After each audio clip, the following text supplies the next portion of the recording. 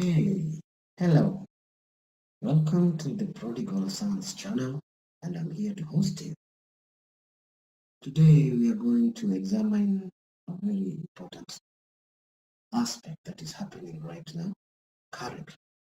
But first of all, we have to go back to history to understand what I'm going to say today. If you if you're a Christian, you remember what the Bible says in Exodus chapter 19. I will read. Even if you're not a Christian, it's okay. Just listen. Maybe you can connect and ask questions why it's happening. 19:1.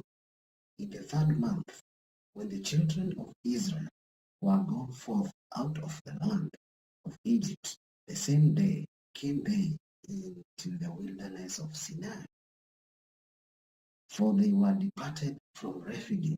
Rephidim is a valley whereby the Rephaim or the giants, whose fathers were angels and their mothers were women, human women, lived, and were come to the desert of Sinai, and had pitched in the wilderness, and there Israel camped before the mount.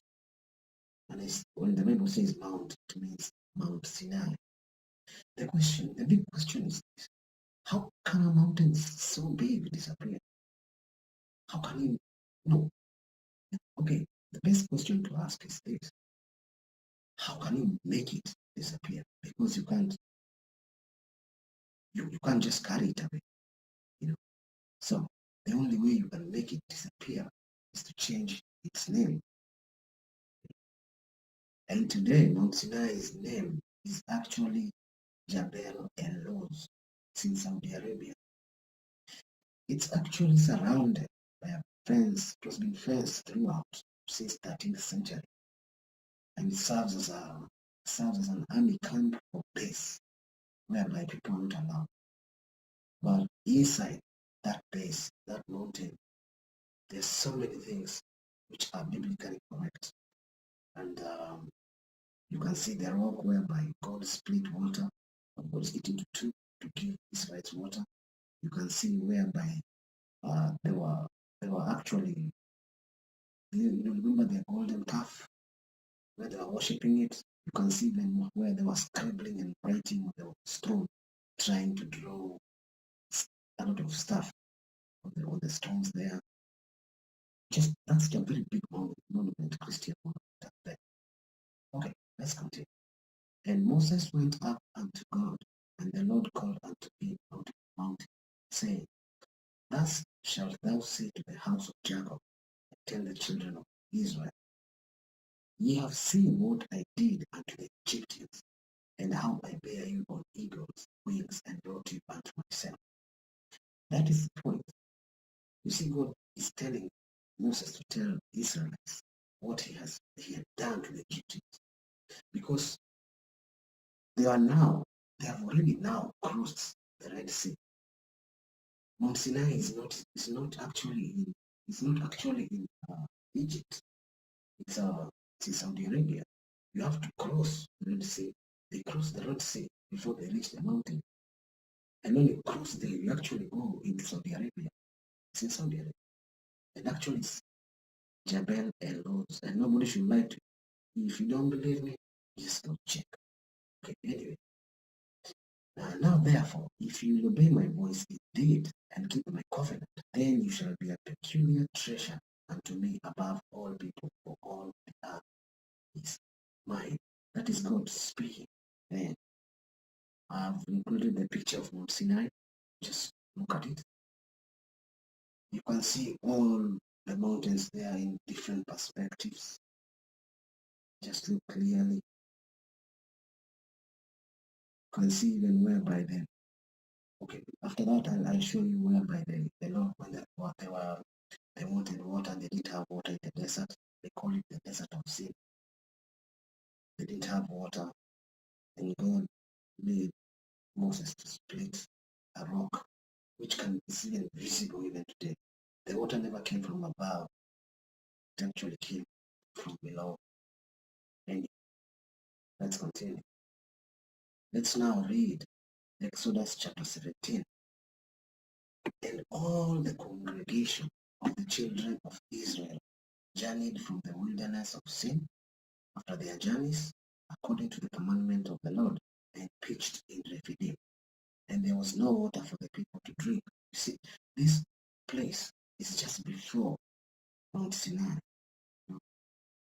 whereby it's called the Rephidim, okay, the valley of the Rephidim, okay. Wherefore the people did chide with Moses and said, give us water that we may drink. And Moses said unto them, why chided you them? Wherefore do you tempt them? And the people thirsted there for water. And the people murmured against Moses, said, wherefore is this that thou hast brought us up out of Egypt to kill us, and our children, and our cattle with thirst? And Moses cried unto the Lord, saying, what shall I do unto these people? They be almost ready to stone me. And the Lord said unto Moses, go on before the people, and take with thee of the elders of Israel, and thy rod, wherewith thou smotest the river, taking thine hand and go. This is where God is commanding Moses to go to hit the rock, and the water will come out. Behold, I will stand before thee there upon the rock in Horeb, and thou shalt smite the rock, and there shall come water out of it, that the people may drink. And Moses did so in the sight of the elders of Israel. And he called the name of the place Massa and Meribah, because of the chiding children of Israel, and because they tempted the Lord, saying, is the Lord among us or not? Okay, then now from there, you can see the Amalekites coming there to fight Israel. Okay, that is what I wanted you to see first. And then you can look, you can see where the rock, the Lord, where the Moses hit the rock. You can see it properly, you can see it still standing there today. Nothing God did the Bible, which is not even secret about. Even the Sodom and Gomorrah it still exists. It's just like the mainstream media cannot cover it. Even the Red Sea, where the Israelites passed, that place passes winds with very, very strong winds, whereby when God separated the Red Sea into two, actually it's not two, it's actually 12 times. You read in the book of Joshua, because the Bible was told in the book of Joshua, actually it was split 12 times, whereby each tribe was moving at its own lane, its own road. Can you imagine splitting a sea or an ocean 12 times for each tribe to pass? It's extraordinary. Anyway, just like, now here is the main thing. You know, that site, okay, this article which I'm reading right now, it's saying what is going to happen in Saudi Arabia right now. Site claimed to be where Moses received 10 commandments to be bulldozed for Saudi mega city. This article actually is for January 21st, 2019. And I've shown you the picture of that place currently, whereby you see Jabal El-Lawz, Mount Sinai on top there. You can see the cleft in the rock where Moses stood. It's blackened actually, and it's long. It's a very long area, big area. It's about, they said it's about 100 New York City size. Yeah. And then the place is black and big. You can see can see properly. Actually, it's black, just like the Bible claims to claim that God blackened the whole place. And then you can see below there the cave of Elijah. And down there you can see where the altar was built by Moses. You can see the 12 pillars. Just look at the pictures. But I'll just continue the article.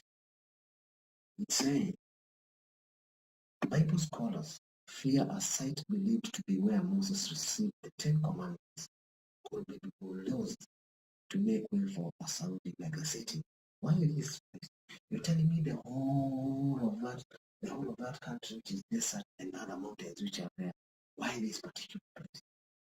That is why it's so important, this information.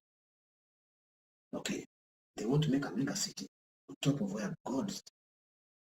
Let's continue. Experts have claimed that $350 billion project, pounds, actually it's pounds project will destroy crucial historical and archaeological evidence. Crown Prince Mohammed bin Salman has reportedly backed a new metropolis to be built that is 17 times the size of London at Jebel was peak. Satanists, Luciferians. Okay, let's continue. In a recent documentary called Finding the Mountain of Moses, the real Mount Sinai in Saudi Arabia, experts discovered the spot near the Jordanian border was the most likely place where Moses received the commandments. Presenter Ryan Mauro warned of the plans. If all of us don't take action, Saudi construction in the area may destroy key evidence and prevent excavation for the foreseeable future. He further claimed he had uncovered evidence that proved that Blackened Peak is where God descended from the mountain as fire. The book of Exodus states Moses led the Israelites to Sinai, which was covered with fire, smoke, thunder. While he descended the mountain for 40 days and nights, scriptures say the Israelites demanded that Aaron make them gods, which led to the construction of the golden calf. Mauro claimed the documentary. I don't know why they're saying claim, but it's true. Yeah. Okay. Mauro claimed in the documentary that a plain close to the mountain is the spot where a golden calf was worshipped. The stone construction has bones carved in its base.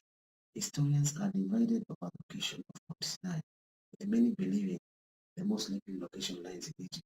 How can it lie in Egypt and these people cross the Red Sea? If you cross the Red Sea, you are no longer. These are the people who are actually distorting history. We know the Israelites crossed the Red Sea before they reached Mount Sinai. How can you cross? If you say it's Egypt, they haven't crossed it yet. Anyway, let's continue. The Saudi megacity called Neo. I wonder why they call it Neo, because it must be something which is ungodly and something which is supposed to. I will find out what Neo is. It's expected to cover 10,230 square miles and is planned to run on a 100% renewable energy. Interesting.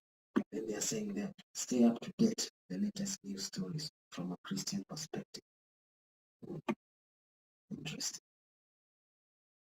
Anyway, that is what I wanted to tell you today. If these guys want to destroy this particular place, it's for a reason. Just remember this. Saudi Arabia has covered this place. Actually, it has surrounded this place for how many years? Since 13th century. 13th AD. 1300 AD. Well, 1300 AD up to now, how many years? How many? 700 years? 718 years. It's a long time to cover it. And they have surrounded it with wires and whatever security. You can't go there. But there's a guy who went there. Anyway, you can do your own research on it and find out. There's some guys who managed to get there inside there. They took pictures. They took even videos. Just look at the internet, you'll find it. If you can just research on this finding of Mount Sinai, you'll find there's a guy who actually did some documented. Anyway, thank you so much. See you again. Thank you.